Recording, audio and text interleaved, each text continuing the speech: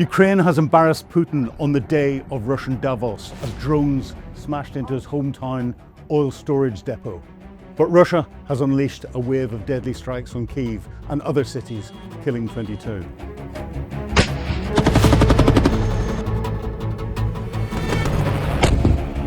Kharkiv again. I'm Philip Ingram, standing in for Jerome Starkey. Welcome to the Sun Frontline. It's been a huge week for long-range strikes on both sides. Firstly, Ukraine. On June the 3rd, several Ukrainian FP-1 and FP-2 drones left Putin red-faced at his flagship economic forum in St Petersburg. Ukrainian forces hit several oil storage facilities in the port, leaving it ablaze before striking a Russian Navy Corvette ship, the Boykiy, as it underwent repairs in a dry dock. Smoke was billowing from a damaged ship. The St Petersburg oil transshipment facility is one of the largest on the Baltic coast and is situated a staggering 680 miles from the Ukrainian border. And in a shocking video, we see the rudimentary air defence Russia deployed to protect the city. And what am I talking about? Well, it's a guy with an AK-47 trying to shoot at a drone in the sky. That shows that over Russia's second city, they really don't have this layered air defence capability that we would expect to see. The strike left a shadow hanging over the city as Putin's guest entered the International Economic Forum, just 10 miles from the burning terminal. Who are Putin's remaining global partners? Well, attendees include the alleged human trafficker Andrew Tate, conspiracy theorist Candace Owens, allegedly corrupt and Putin crony ex-German Chancellor Gerhard Schroeder, the man Putin requested to be an intermediary in peace talks with Ukraine. And last but not least, an organisation known for its prowess, the Taliban. What makes Ukraine's strike even more significant is that it took place in Putin's hometown. It hits the Russian leader at his heart. And his attendance list is from countries that don't really have very much money. What does that say about Putin's support base? Further strikes by Ukraine this week saw a giant Tu-124 Russian maritime patrol aircraft blitzed on a runway in Taganrog alongside an Alexander missile launcher. Further attacks in Taganrog by the unmanned systems forces of the Ukrainian military saw the Shadow Fleet tankers burn in the port of Fedossia, and the Kurgan neft product oil depot storage facilities were also hit. This is all part of a wider attack on the region that saw 23 Russian military and infrastructure sites targeted. Furthermore, Ukraine continued to impose long-range sanctions with the Saratov oil refinery hit on May the 31st. We've talked at length about Ukrainian drones attacking road logistics in Crimea, but drone operators are also turning their eyes to the seas around the annexed territory. On June the 4th, we saw the Russian Svetlan-class patrol ship hit in transit off the town of Ukrainian. However, as always, these long-range strikes were not one way. On the night of June the 1st to June the 2nd, Russia unleashed a giant strike on Ukrainian cities. At least 22 people were pulled from rubble, including children, across the country. Russia launched a huge number of 656 drones and 73 missiles, both ballistic and cruise missiles, in the overnight barrage. Ukraine destroyed 642 of them, but that still left 87 devices with explosives hitting Ukraine, many hitting civilian targets. Imagine the destruction if Ukrainian air defences hadn't been as successful. These attacks didn't come as a surprise.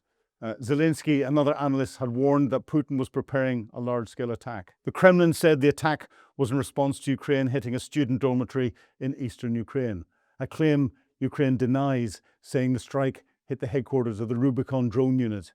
We can't be certain whether Russia or Ukraine is telling the truth about this attack, as independent verifiers cannot access the area.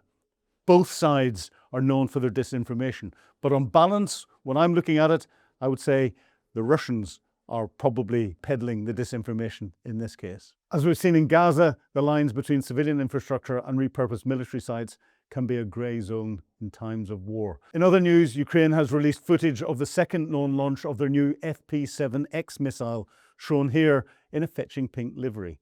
This seems to be a bit of a habit, as when they released the Flamingo cruise missile and were questioned as to why it was called that, an engineer said it was because the only paint they had for the first one was flamingo pink. Humour is an integral part of war. This missile is being developed for air defense purposes.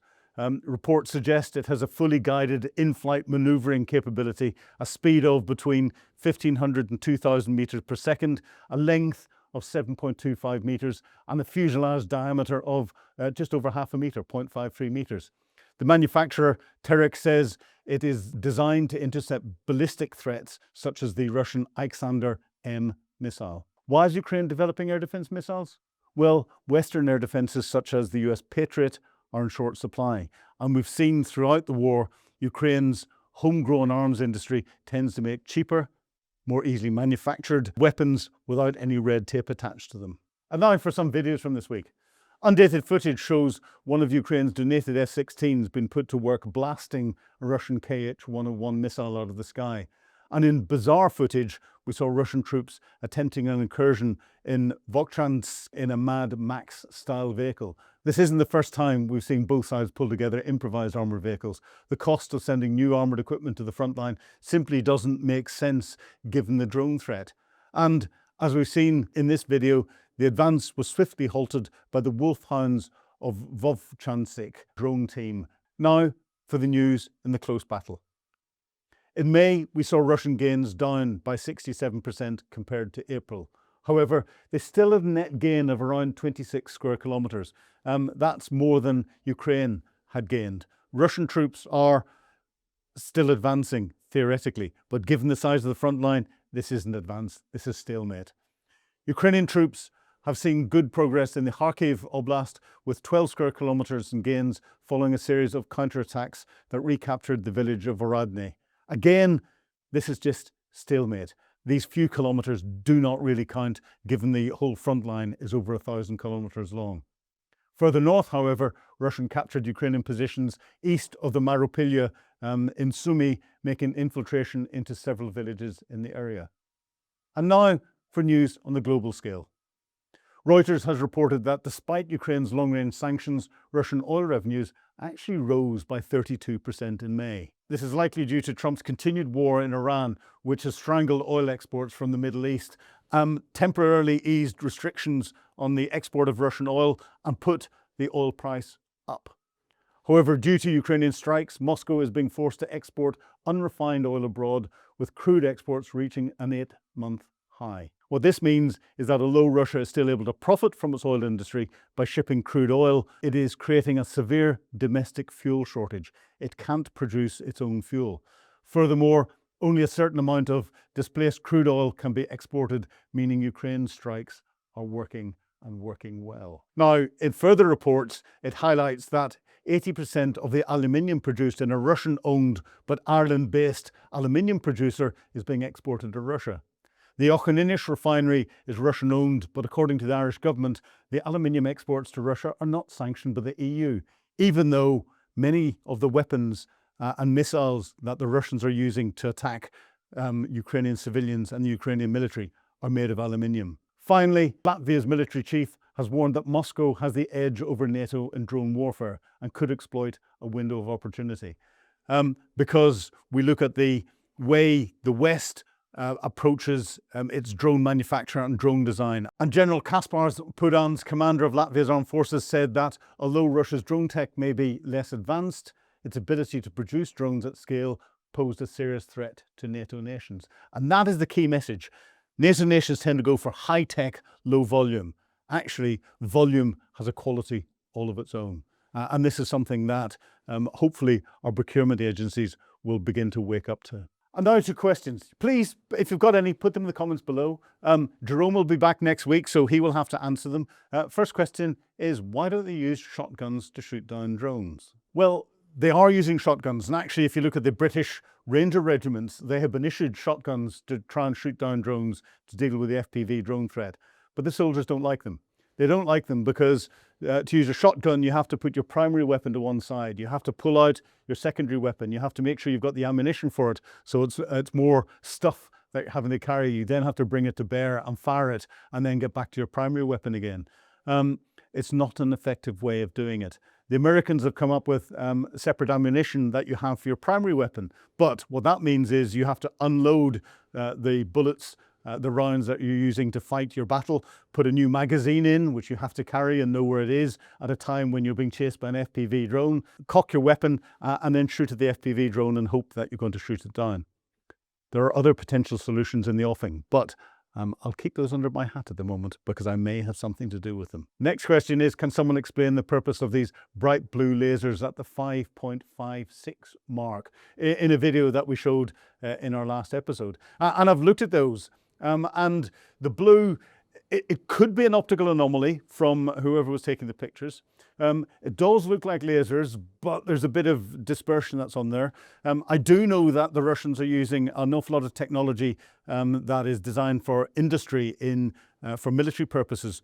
And blue lasers are used a lot in different metal works. Especially when you're dealing with copper or aluminium for blue lasers. Their frequency wavelength, I think, is between 456 nanometers and 470 nanometers, and they're used at lasing and welding and cutting in copper and aluminium sites because copper and aluminium absorb those frequencies. Now, given that they absorb those, given that Ukrainian drones and cruise missiles will have a lot of aluminium on them, it would make sense if you're using something that you've created from dual purpose to try and disrupt the drones, or as part of a guidance system for another weapon system, use something that is absorbed by copper and aluminium. However, I'd need to see more angles and more shots to give a more detailed and technical analysis on that. And final question is, what happened to the 9M730 Bereshnik missile? Well, I call it the SSC-X9 Skyfall, and it was a Russian experimental low-flying, nuclear-powered, nuclear-armed intercontinental cruise missile. And I'll pull that descriptor apart. Nuclear-armed, well, it can only be nuclear-armed because if you've got a nuclear-powered missile, whenever it hits anything, even if it's got a conventional warhead, that would turn the whole missile into something that is a radiological device, a dirty bomb, as they say. So if it is fired, then people will automatically assume it is nuclear armed, and that is an escalation too far. A nuclear powered missile, a nuclear powered cruise missile, I really, from a military perspective, don't see the point. You can have a ballistic missile that can fly faster, can fly further, and has got less ability to be detected and intercepted than something that is flying from a cruise missile perspective.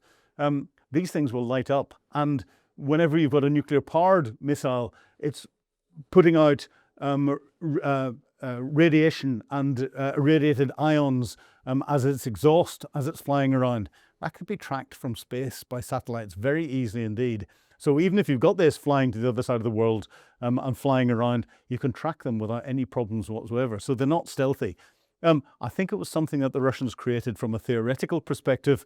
They tried to do, as they always do with their nuclear weapons, and use it as a big nuclear flag to wave to try and scare people. In theory, it's very scary because if they do ever fly, they will be nuclear armed, and that's a massive escalation. Let's hope that that doesn't happen. That's it for the Sun Frontline today. Jerome will be back next week, but thank you very much indeed for putting up with me for the last couple of weeks. If you've got any comments, put them below. Please share this with your friends, and of course, sign up so that you can get exclusive content before anyone else. Thank you. Goodbye.